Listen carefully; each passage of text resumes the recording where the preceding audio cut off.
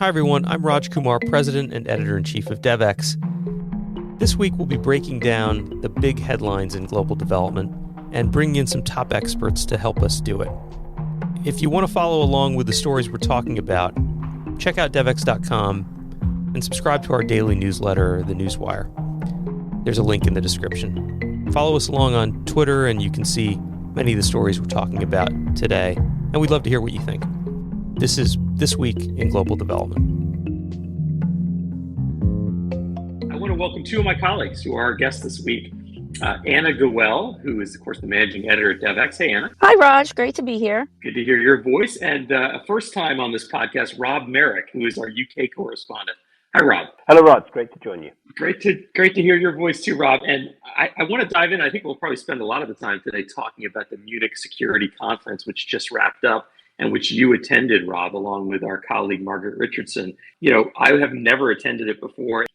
Just give people a sense of what it's like to be at the Munich Security Conference. What's the vibe like there? It's a fascinating event, and having been about 6 years ago, it was particularly fascinating to see just how much it has changed, just how much bigger it is, and just how many different types of people are there, and how much it's moved away from being having a focus on hard security. It was an event born out of the Cold War, and how it's moved into a whole different arena of discussing issues such as migration and climate change, and particularly food insecurity, and a much wider definition of security than it would have had even a few years ago. And perhaps the second fascinating thing is just where it is held. You get used to going to conferences in modern centres with sort of lavish reception and conference rooms, but this is in a traditional old hotel tucked away in a quiet Munich street.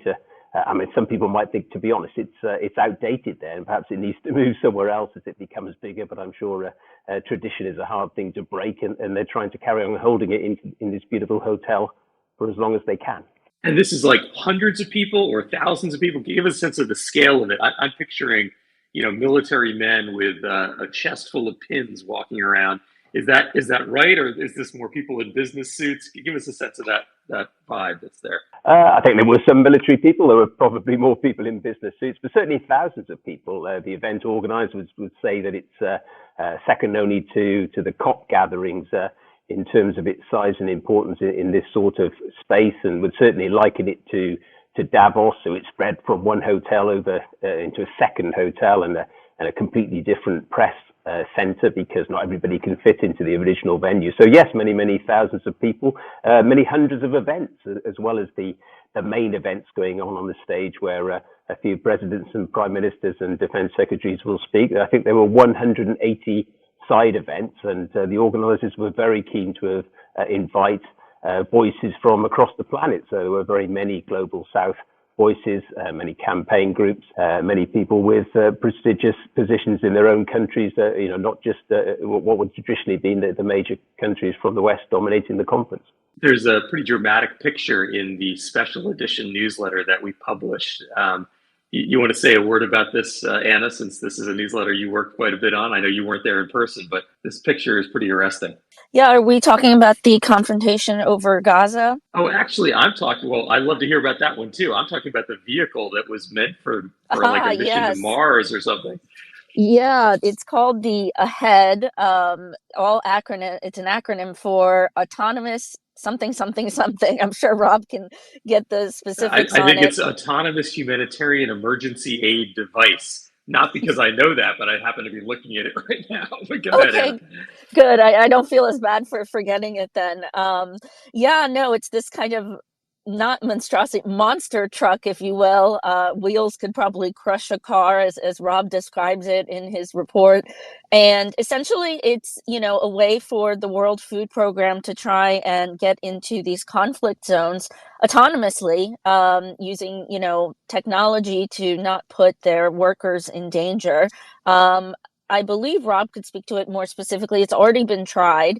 But obviously the goal is really to get this push into the last mile, the most perilous part of an aid journey. And I think, they're hoping to possibly see that in Sudan, for instance. And, it's an interesting, I don't want to say it's a novelty, but I had never heard of this truly done before. Of course, you've had drones and things like that to get aid and medical supplies to certain places. But in terms of conflict zones, I feel like this is kind of a new invention almost. And seeing the truck, apparently, Rob and our chief of staff, Meg, who was also on the ground, saw this. It was, Rob, you can probably speak to it. It was quite the visual from what I saw. Yes, it absolutely was. And I think I wrote that sometimes it's difficult to get excited about a new office building opening, even though the organization itself might be excited. So it was the perfect wheeze to get along this extraordinary vehicle and have another reason for us to attend. And I watched several German drivers inching nervously around it as they wondered what they were confronted with on their normal morning passage.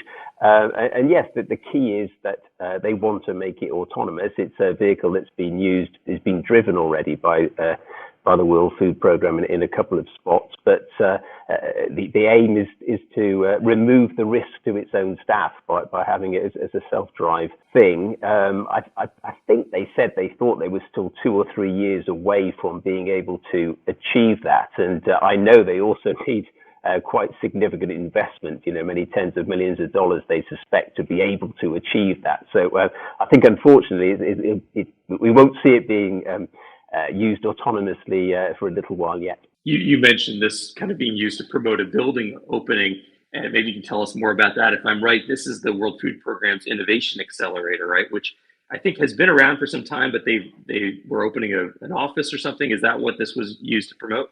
Yes, I haven't seen their previous facility, so I don't know how much of an upgrade the new one is. It's certainly in a fantastic location, very central, and they all seem very, very happy with it. And I think it's going to be a much easier working environment for them. And as you say, this is what the WFP calls its center in Munich, the Innovation Accelerator, because it's all about finding and developing and financing new innovations that will make the work of itself and other development organizations so much easier.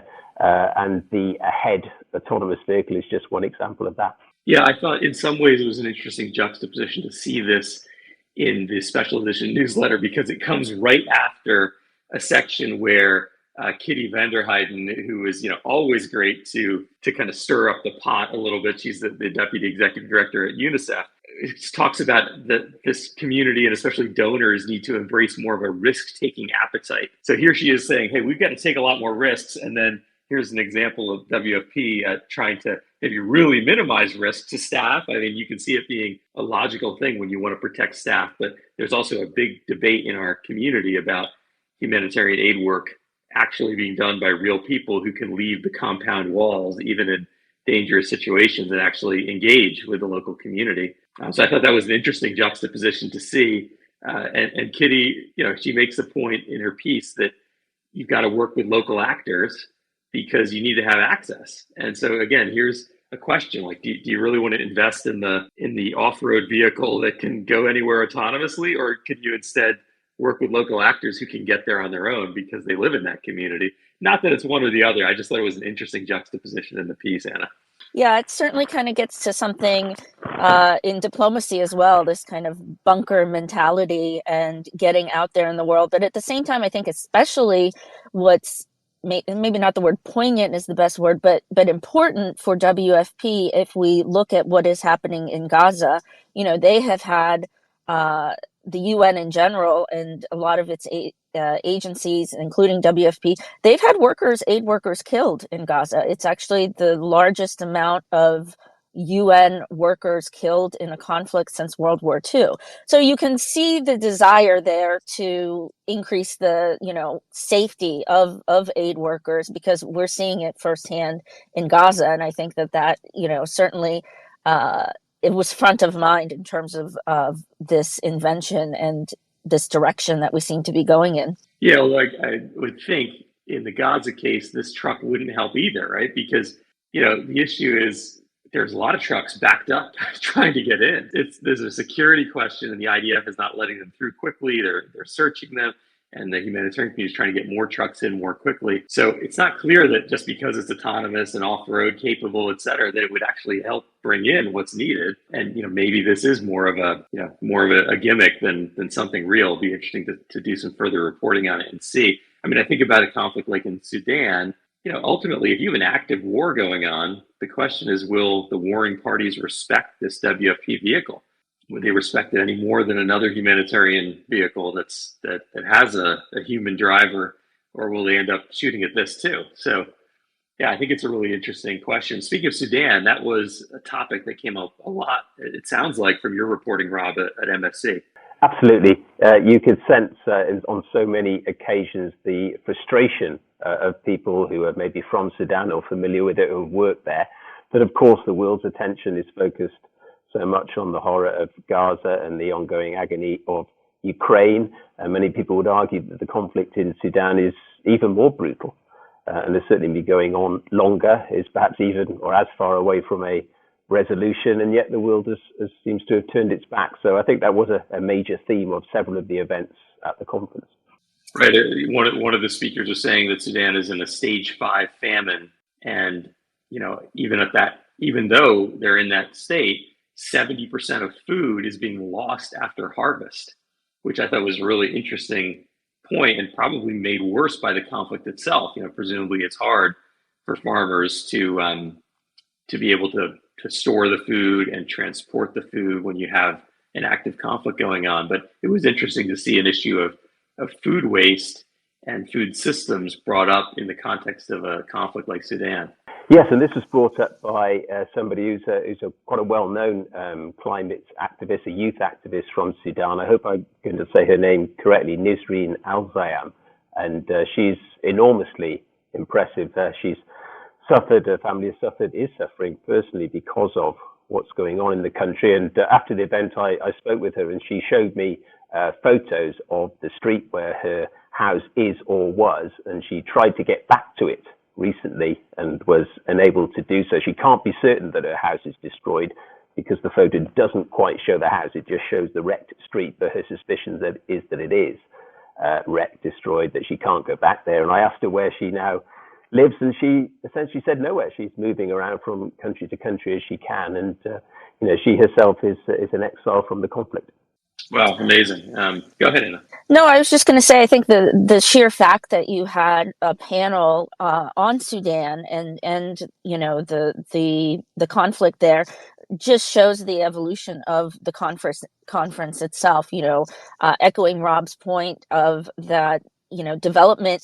As we wrote in our special edition, maybe he's not taking center stage, but is really making a much more pronounced appearance at the conference. And you see this in all of the panels, that Meg and Rob mentioned. You had, whereas you maybe would have one food panel a few years ago, not on the main stage, you had several now and one or two on the main stage. And I think it just goes to show the linkages with defense and security, whether it's food insecurity, of course, that's a driver of conflict. It's a driver of migration, whether it's climate change, again, driver of conflict, driver of migration. And I thought it was really interesting, the bit that Rob wrote about debt relief, and Mia Mottley, the Prime Minister of Barbados, who said, if countries are frightened of migration, they need to address debt relief, because obviously countries that are servicing their debt and paying all their money toward that siphons off funds for health, for education, for security, and kind of all the reasons that people would leave a country to begin with. So I just thought that whether it was Sudan or panels on debt relief and all of the other things that we covered, it really showed that these linkages with development at the conference, not just are more pronounced this year, but I'm sure will be more pronounced in the coming years as well. Yeah, I'm glad you mentioned migration, because at least to me, that's really the underlying issue. This is a conference held in Europe, and obviously the politics of Europe have been shifting more and more rightward. There's European parliamentary elections this year, which look like the right-wing parties will do better. And migration has really been the driver. And, when you think about a lot of the development issues we report on all the time, they are potentially big drivers of migration. I mean, Mia Mottley said it, speaking about the Caribbean, where she says, where do you expect them to move? They're going to be coming to the U.S., essentially.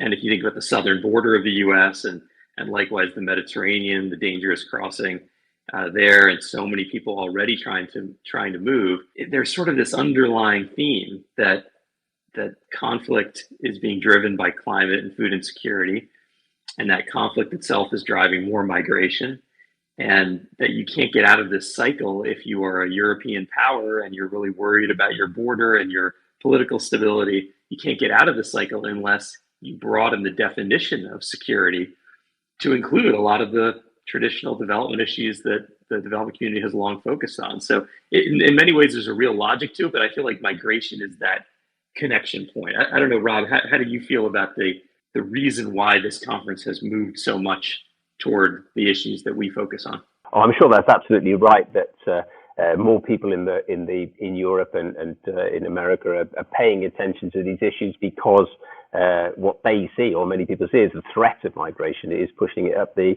political agenda. I'm sure that's absolutely correct. And just thinking about Mia Mottley, she obviously was relishing the opportunity to deliver this message on a platform where so many important people were hopefully listening. But you could also see, well, she laid bare really her frustration that perhaps she's been saying similar sorts of things about the need for reform, about the need for the world's financial systems to be ordered differently, and that she's been saying it for a long time and nothing is really changing.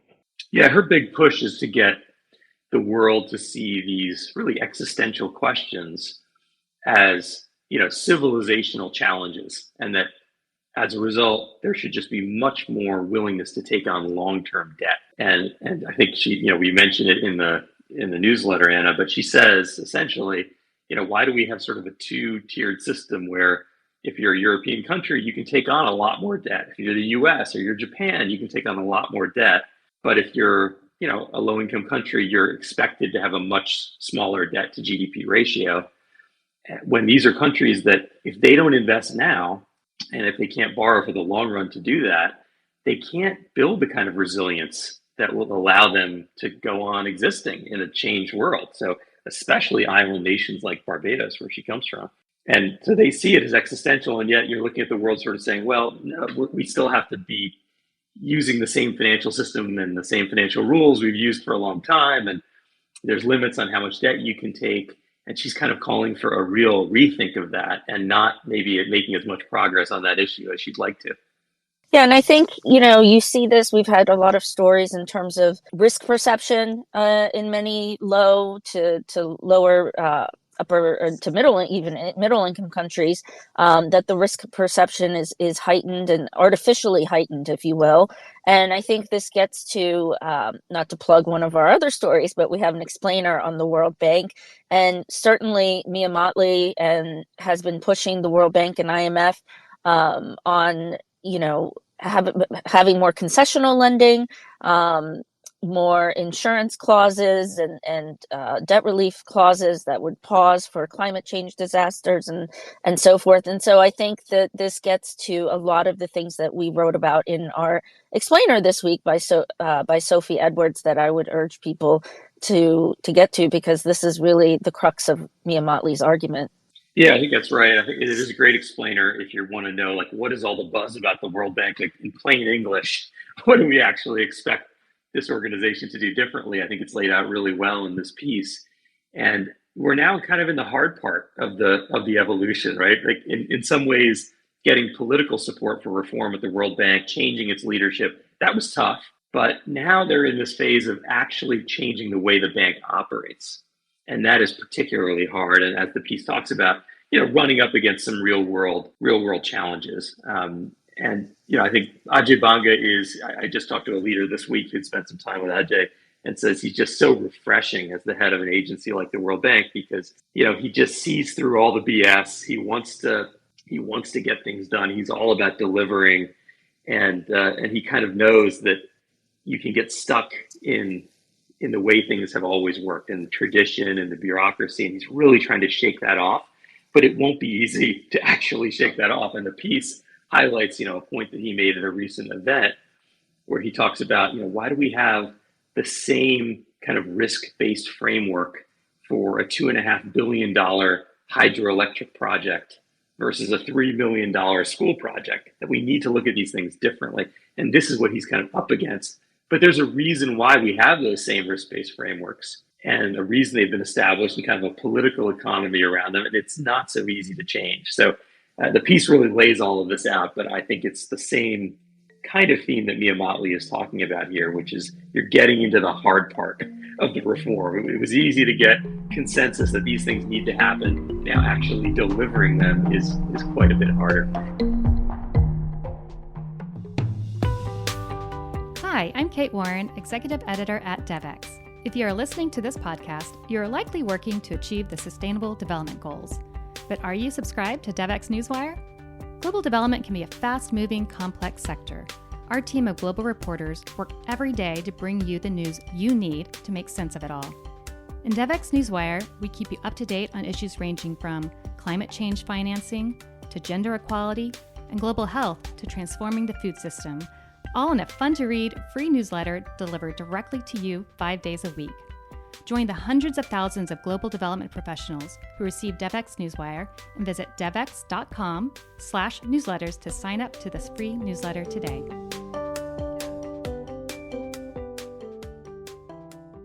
Maybe, Anna, you could tell us a little bit more about another piece that we published this week. We kind of got into it a little bit around the challenges of aid delivery in Gaza, but in particular, UNRWA has just taken center stage. There's been so much coverage of this, and a lot of it by our own colleague Colin Lynch, and he had an important exclusive this week on that topic. He did, yeah. UNRWA, the UN Agency for Palestinian Refugees. So as many of you may know, Israel accused a dozen of its employees of being complicit in the October 7th massacre that killed 1,200 people. Now Israel and the US are pressuring other UN relief agencies, namely WFP and UNICEF, to essentially pick up the slack and do some of UNRWA's work, all of UNRWA's work in Gaza, to sideline the organization. And now you've got some pushback by UN Secretary General António Guterres, who has urged these agencies, these other relief agencies, to rebuff the appeals, to not accept donations, not poach UNRWA employees, etc. This obviously puts him at odds with the Biden administration. Column has talked to quite a few insiders who say that Biden, State Department, USAID are questioning whether Congress will ever fund UNRWA again. So you kind of need a plan B. Guterres is saying there is no plan B. No entity can do what UNRWA has been doing there in Gaza for decades now: health, education, and so forth. And many people agree with Guterres, including some in the Israeli security establishment, because, you know, if UNRWA were to be disbanded, legally, Israel could be left holding the bag for caring for some 2.2 million Gazans. So this is a real tricky thing. It's put agencies like WFP in a bind. And again, you know, this is a long-standing debate. It didn't happen in a vacuum. Israel has long wanted to disband UNRWA. But again, it's kind of, you know, and you look at the current situation and a day after scenario, there's not an easy replacement for it. So it's a real dilemma for everyone all around. I was fascinated by one detail in that story, which is about the salaries paid to UNRWA workers, right? The UNRWA employs 13,000 Gazans. I guess 3,000 of them are currently delivering aid, because they also, you know, employ lots of teachers and other kinds of roles in Gaza. And you know, it was fascinating to read that Guterres told reporters at a press event on February 8th that the costs associated with UNRWA employees are about 1/3 of the salaries that are paid by UNICEF or the World Food Program or other UN organizations. And apparently this is for historical reasons, but it does outline or underline that if there were to be a change, you know, those people who are calling for UNRWA to be disbanded or for UNRWA's roles to be subsumed by other UN agencies, that is a pretty vital issue that would have to be addressed, because this is ultimately dollars and cents. And if they would have to see a massive increase, you know, a tripling or something of the total cost of staff, it's likely just unrealistic. And I thought that was a really fascinating detail, in addition to the question that's raised throughout the piece by some critics of the idea of getting rid of UNRWA, that, well, there just isn't a realistic way to make the transition from the needs that are current and immediate and extreme and UNRWA already being there, to these other agencies. Essentially, the other agencies would just have to hire UNRWA employees. And so what would you really be changing? And I think it's a really interesting debate. Precisely. And I think again, this to reiterate, it didn't happen in a vacuum. Israel has long said that UNRWA kind of perpetuates this belief or illusion, they say, that hundreds of thousands of Palestinian refugees will someday be able to return to their ancestral homeland. And as the head of UNRWA, it's Philippe Lazzarini, I believe, said, even if UNRWA is dismantled tomorrow, the question of, the right of return of refugees will remain unresolved until there's a comprehensive peace deal that can be achieved. But of course, that's been elusive for decades, let alone right now. And a lot of this debate that we're having is theoretical because it comes back to the fact that humanitarian aid has not been really allowed in. We've got a trickle of it. WFP just suspended all of their aid going into northern Gaza. And so really, it's I don't want to say the debate is moot, but as Colin pointed out in his article, it's very theoretical. We've got this more immediate issue of just trying to get the aid in the first place. Yeah, and like so many other issues, a lot will hinge on what happens in the U.S. presidential election, because, if the U.S. politics just keep shifting more and more against UNRWA, and especially if you end up with a Trump administration, it seems almost impossible that you would see funding going from the U.S. to UNRWA. And the needs in Gaza are going to be so extraordinary that you'll have to find ways to bring in U.S. funding to support that reconstruction and that relief effort when the war, hopefully is over. So, it's a really fascinating question as to how do you square that circle? And it might be that other agencies of the UN do have to step up and take on larger roles in a new phase, even while UNRWA still is around and gets funded by other donors. But it's hard to imagine the U.S. continuing to fund it under a Trump administration. Go ahead, Rob. I just thought I'd mention the European angle here on UNRWA, which I think is quite striking, a little different. The United Kingdom, like the US, has frozen payments to UNRWA, as has the European Union, but not all of its members. And when UNRWA came to Brussels last week to basically plead for tens of millions of dollars to be released immediately, or else its work would have to stop. It was really clear just the splits between the countries such as Germany, which is also frozen payments, and the likes of Spain, Portugal, Ireland, and others who not only are trying to continue funding UNRWA, but have actually increased their funding, almost in defiance of what Israel has said, and also the anger of Joseph Borrell, who's the EU's foreign policy chief, about Israel's failure, as he sees it, to produce any evidence whatsoever against the staff which it has accused. Yeah, it is interesting to note that the U.S. freezing of funding is, at least at this point, almost something symbolic only, because they say they've suspended, as Colin mentions in his piece, only about $300,000. They had already allocated $121 million this fiscal year. So this becomes a bigger issue as you get into the next fiscal year, and to see how long does this freeze hold. And there will be a big question mark around that. And the politics right now don't look good for restarting funding to UNRWA. So something may have to give there. But you're right that the U.S. has frozen it, although the amount at stake today is relatively minor. And are there any other stories from this week that you want our listeners to know about? There's another exclusive we had by our reporter Jenny Lee Ravello, and it deals with UNFPA, the UN Population Fund, which is undergoing a major organizational shift by relocating a quarter of its New York City staff to Nairobi, Kenya by 2025. It's a very controversial move. On the one hand, when it comes to localization, you're walking the talk by being more physically closer to the people you serve. And Nairobi is really becoming a global South hub, if you will, of UN agencies and other organizations. And it kind of fulfills this goal of UNFPA to be a truly field-based organization.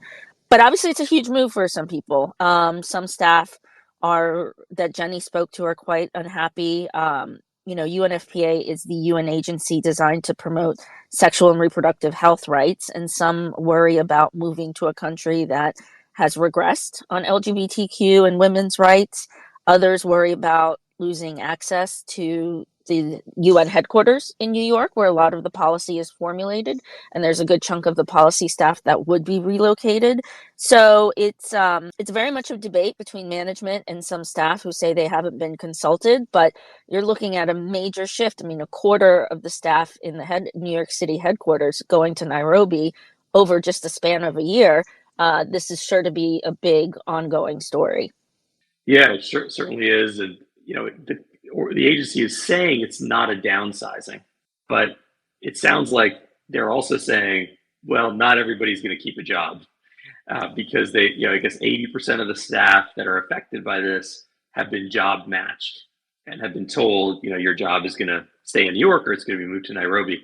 But the remaining, so I guess that's 20%, they haven't been job matched and they're told they can participate in an internal job fair, which I guess just happened a couple of days ago, but that there are no guarantees. So I think this is going to be an evolving story to see, is this really just about a move closer to the field, to be restructured because the agency is really trying to do a better job at executing on its mission? Or is there also a funding issue here? And, it's a challenging funding environment. A lot of people that I talk to are saying, hey, this year is going to be particularly challenging. There's kind of a tug of war given all the agencies looking to get replenished or get funded during a year of many elections and a rightward leaning momentum in many donor countries. And so, maybe their part of this is related to that. That's something we'll have to see. But the agency says it's not technically a downsizing. It's time to wrap up, but there are, as always, more stories than we can talk about in This Week in Global Development. But it's been great to be with you, Rob Merrick and Anna Goel. Thanks so much for taking the time, and thanks to everyone who's listening in. And if you want to hear about those other stories, if you want to make sure you miss nothing, of course, subscribe to the DevX Newswire, which is our daily newswire that is read by everybody who works in the global development and humanitarian and global health space and beyond. And you get a sense for everything and make sure you're missing nothing. So thanks a lot for listening in. Once again, it's been This Week in Global Development. This has been This Week in Global Development. If you enjoyed this episode, don't forget to subscribe using the link in the description. To get even more coverage and analysis on the most pressing development issues of the day, become a DevX Pro member by going to devx.com/membership and signing up. Thank you for listening, and see you next week.